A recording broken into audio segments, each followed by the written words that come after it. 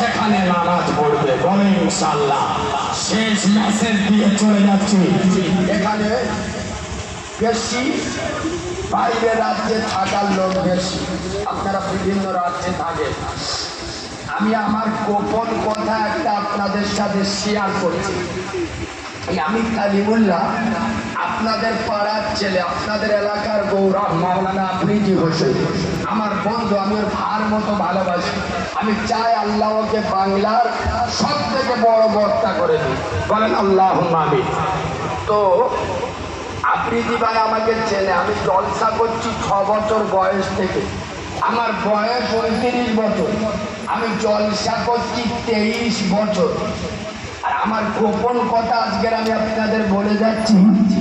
আপনারা অনেকে বিশ্বাস করবেন না। আমি জলসা করে রাত্রে যখন বাড়ি ফিরি না, অস্ট্রেলিয়া, আমেরিকা, কুয়েত, কাতার, বাহরাইন, ইন্দোনেশিয়া, মালয়েশিয়া, সৌদি আরব থেকে বিভিন্ন দেশ থেকে আমার নেটে ফোন করে, কালিমুল্লাহ ভাই আমরা বাঙালি, কাজের সূত্রে এইসব দেশে থাকি, তবে তোমার ওয়াজ না শুনে আমরা ঘুমাই না। বিশ্বাস করো, খোদার ঘর নবীর মেম্বরে বসে বলে যাচ্ছি, এটা আমার কৃতিত্ব নয়, আমার ভিতরে কিচ্ছু নেই, এলেন কালাম কিচ্ছু নেই। আজকের আমার গোপন তথ্যটা দিয়ে যাচ্ছি।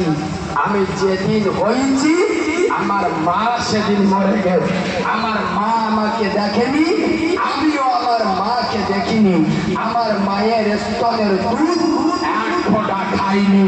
আমার মা খেটুয়ায় উঠে আল্লাহর কাছে হাত তুলে বলেছিল, মালিক আমি জানি না আমি মরে যাওয়ার পরে আমার বাচ্চাটা কার মা বলে ডাকবে। আমি জানি না কে আদর করে বাপ বলে আমার বাচ্চাকে ডাকবে, কে গোসল করাবে, কার স্তনের দুধ খাওয়াবে।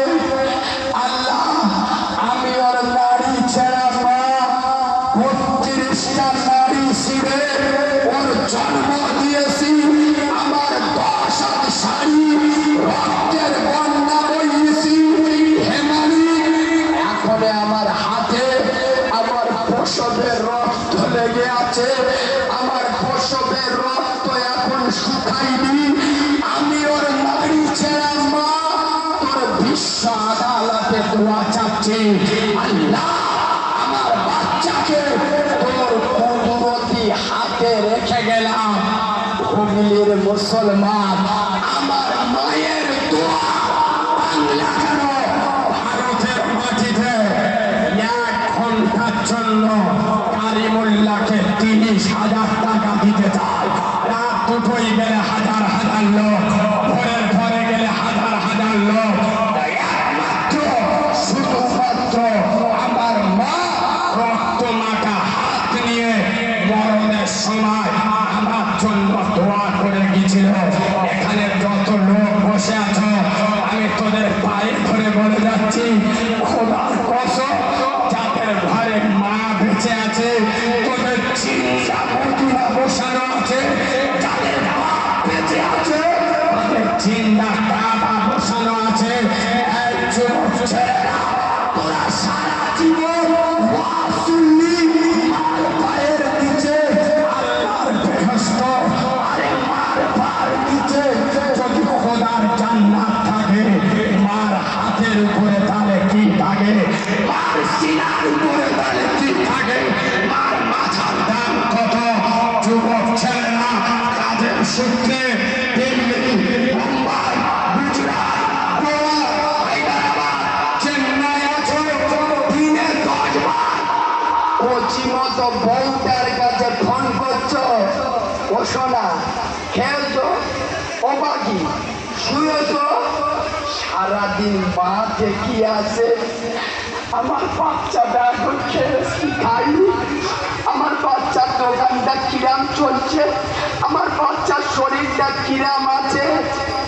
এই বাইরে থাকা মুসলমানের বাচ্চা, তোদের দুটো পায়ে ধরে আমি এতিম ছেলে, আমার মা নেই, তোদের যাদের মা গ্রামের বাড়িতে পড়ে আছে, তোদের পায়ে ধরে বলে যাচ্ছি, দিনে একবার অন্তত মাকে ফোন করে একবার মা বলে ডাকটা দিস।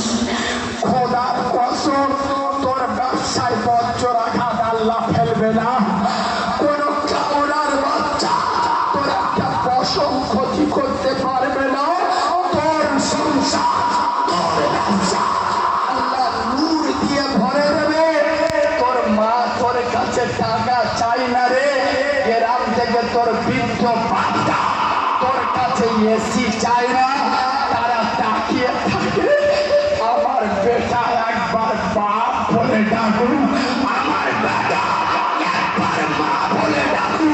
তোদের কিরাম কঠোর হৃদয়, তোরা বউ বাচ্চা নিয়ে বিভিন্ন রাজ্যে পড়ে আছিস।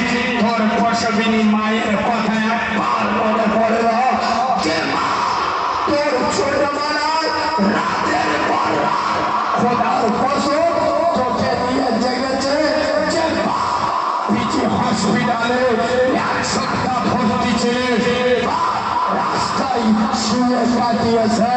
আরে আমি আজকের বুঝতে পারছি আমি নিজে একটা কন্যা সন্তানের বাপ। সারা রাত দুটো জলসা করে বাড়ি ফিরছি, শরীরে শক্তি নাই, চোখে ঘুম, শুয়ে পড়বো।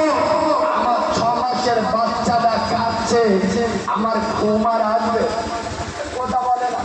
খোদার কসম তাহলে আমি যদি আমার বাচ্চার জন্য এত কষ্ট করি, তাহলে আমার বাম্মা আমার জন্য কত কষ্ট করেছে।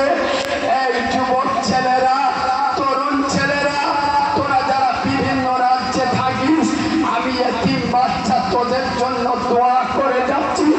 আল্লাহ তোদের কোটিপতি, আল্লাহ তোদের আরবপতি করে দিক। কিন্তু আজকের জলসায় নিয়ত করে যে আগামীতে যখন বাইরে যাব দিনে একবার হলেও আমার বাম্মার কাছে ফোন করব।